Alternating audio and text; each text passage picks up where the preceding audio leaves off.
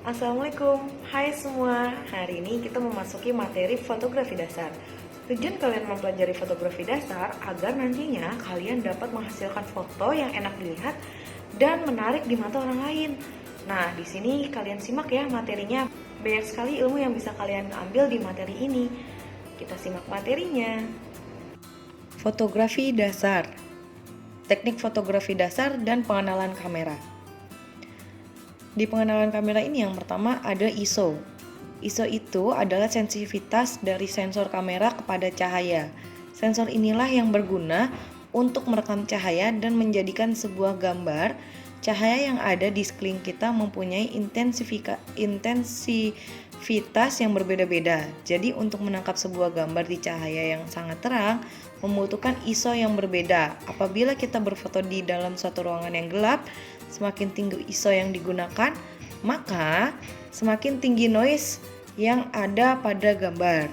Noise ini adalah titik-titik bintik-bintik yang didapatkan pada sebuah gambar yang sering nampak jika berfoto di dalam ruangan yang gelap menggunakan handphone. Lalu yang kedua, gambar akan menjadi semakin terang dikarenakan sensor menjadi lebih sensitif terhadap cahaya. Dan yang terakhir, kualitas gambar semakin menurun dikarenakan oleh noise yang mengganggu, maka berfoto dengan ISO yang tinggi akan mengurangi detail dari sebuah gambar. Lalu ada lagi aparatur atau diafragma. Diafragma ini adalah bukaan dari lensa yang kita pakai. Bukaan ini diukur dengan istilah f-stop pada kamera. Contohnya ada f1,2, f2,0, f8,0, dan f11 dan lain sebagainya. Semakin kecil nomor diafragma atau f-stop, maka bukaan akan menjadi lebih besar. Yang kedua, lebih banyak cahaya yang dibolehkan masuk ke sensor. Yang ketiga, gambar akan menjadi lebih terang. Dan yang terakhir, depth of field atau ruang fokusnya akan menyempit. Dan ada speed atau kecepatan. Kecepatan yang dimaksud adalah seberapa cepatnya shutter kamera untuk mengekspos cahaya ke dalam sensor kamera. Semakin lamban kecepatan kamera atau speednya, maka semakin banyak cahaya yang terekam oleh sensor. Yang kedua, gambar akan menjadi semakin terang. Lalu ada lagi exposure atau pencahayaan. Exposure ini yang harus kalian ingat, yaitu kamera dilengkapi dengan fungsi auto exposure. Kita mengacu di kecerahan yang dihitung dan ditetapkan oleh kamera sebagai correct exposure. Jika pencahayaan yang tepat tidak memuaskan, kalian bisa menggunakan exposure atau kompensasi pencahayaan untuk menyesuaikannya. Lalu ada white balance. White balance ini adalah fitur yang memastikan bahwa warna putih diproduksi secara akurat apapun jenis kondisi pencahayaan saat foto diambil. Nah, fungsi semula adalah memastikan bahwa warna putih tampak putih dalam foto kalian. Kalian juga dapat menggunakan untuk menambah torehan warna di foto kalian. Nah, itu adalah perkenalan tentang kamera. Lalu di sini ada juga penjelasan tentang genre dalam sebuah fotografi.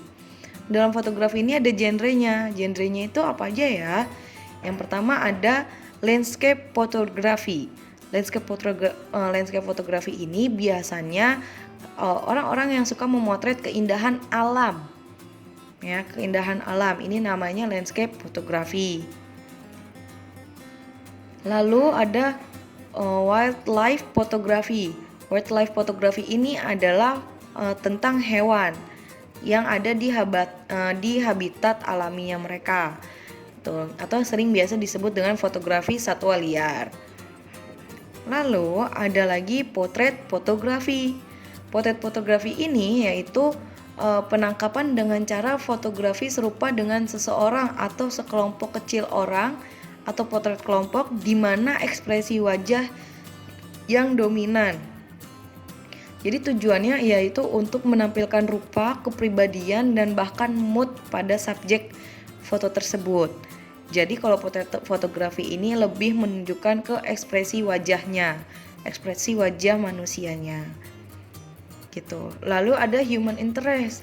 Human interest itu apa? Human interest ini hampir sama dengan potret fotografi. Cuma bedanya kalau human interest ini subjek utamanya yaitu manusia, dan yang mendasar yang lebih menonjol kalau di human interest ini lebih menonjolkan sisi kehidupan dan interaksi manusia dengan lingkungan sekitarnya. Kayak gitu. Jadi human interest ini lebih ke pekerjaan manusianya itu sendiri. Lalu ada lagi still life photography. Kalau still life photography ini yaitu objek yang diam, objek yang mati tidak bergerak. Ada lagi makro fotografi. Kalau makro fotografi ini dia itu adalah gambar yang diproyeksi pada film pesawat atau film sensor digital dengan ukuran yang sama sebagai subjek. Jadi dia itu hewan-hewan kecil yang difoto menggunakan lensa yang makro. Itu adalah makro fotografi. Lalu ada lagi journalism fotografi. Kalau journalism fotografi ini bentuknya khusus dari jurnalis, yaitu dia itu momen. Jadi mengumpulkan, mengedit, menyajikan bahan berita untuk diterbitkan. Kalau fotografi journalism gitu. Jadi dia itu menceritakan sebuah cerita. Jadi foto yang bisa bercerita kalau jurnalism itu. Lalu ada lagi street photography. Street photography ini adalah fotografi jalanan. Jadi aliran fotografi yang menarik. Kalau street photography bertujuan untuk merekam kegiatan sehari-hari. Gitu. Jadi menurut Thomas Lothar, street photography hanyalah dokumentasi kehidupan di depan umum dengan cara yang jujur. Kalau food photography yaitu tentang makanan, fotografi makanan. Nah, itu adalah beberapa